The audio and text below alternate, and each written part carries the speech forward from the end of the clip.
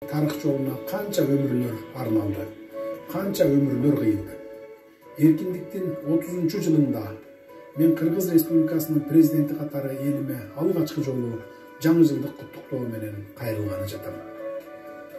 Канткенде элиме ак кызмат өтөт, канткенде элимдин татыктуу өлкөдө жашоосун камсыз кылам. Бул суроолор дайыма түйшөлтөт. Ал ой талбай иштөөгө, алдыга чечкиндүү жана шенимдүү кадам таштоого дем берет. Мекенди көздүн карегиндей сактап, урпактарга эзелтен келген ыйык аманат катары калтыруу керекпиз. Мекендин ар бир жараны бакубат, жыргал турмушта жашоого татыктуу. Бул менин президент, адам катары ыйык парзым, ыйык миссиям. Ага кароомду казык кылып, өлкө кызыкчылыгын баарынан жогору коюп, мекениме ак кызмат кылууга белсенип келем.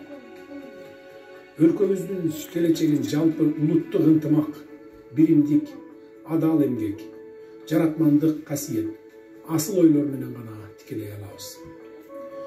Өлкөмө ыйык кут келди. Ал жаңылануунун, кайра жаралуунун, улуттук асыл нарыктарды көз карегиндей сактоонун мезгили. Өлкөмдүн келечеги баарынан мурда элимдин, жеримдин келечеги. Алдыда кыйын, бирок сыймыктуу иш турат. Ал Кыргызстанды өнүккөн өлкөгө айлантуу.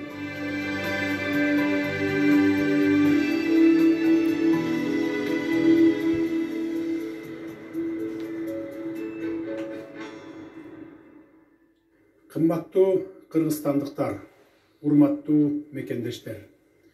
Bir neçe мүнөттөрдөн соң жаңы 2022 жылдын мезгил чен өлчөмүндө жашай баштайбыз. Мен Кыргыз Республикасынын президенти катары калайык калкымды жаңы жыл майрамы менен алгачкы жолу куттуктап олтурам.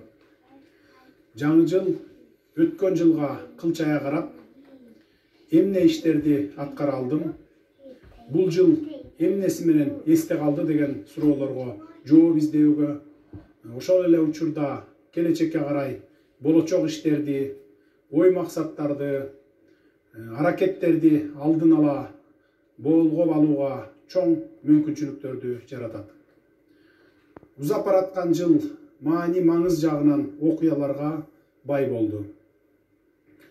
Мамлекетибиздин эртеңки өнүгүү багытын көздөгөн, ага түздөн түз таасир этүүчү саясий чечимдер кабыл алынды. Жыл башында жаңы конституциябыз даярдалып, коомдук кеңири талкуудан өткөн соң жалпы элдик референдум аркылуу кабыл алынды. Жаңы баш мыйзамга ылайык элибиз президенттик башкаруу системасын тандап алды.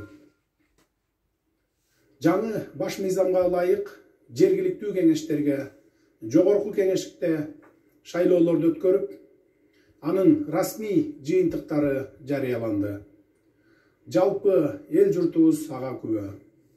Эгемендүү өлкөбүздүн тарыхында канчалык сын пикир айтылбасын, ага карабастан алгачкы рет таза жана ачык айкын шайлоону өткөрө алдык. Муну эл аралык байкоочулардын миссиялары, дүйнөлүк кадыр барктуу уюмдар дагы ырастады.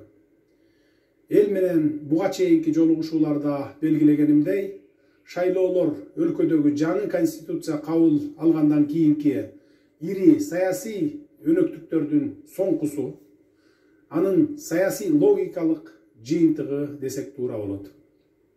Биз эч качан демократиялык дөөлөттөрдүн жолунан кайтпайбыз, анын принциптерин бекем сактайбыз. Тилекке каршы узап бараткан жыл адам өмүрүн алган кейиштүү окуялар менен да коштолду.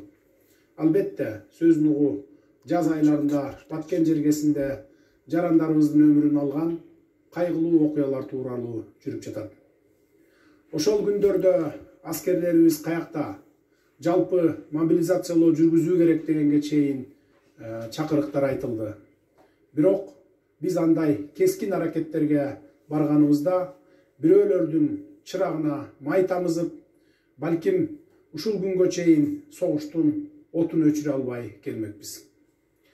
Учурдан пайдаланып, ошол күндөрү каза болгон мекендештерибиздин жакындарына дагы бир жолу сабыр тилеп көңүл айтамын. Дорогие кыргызстанцы,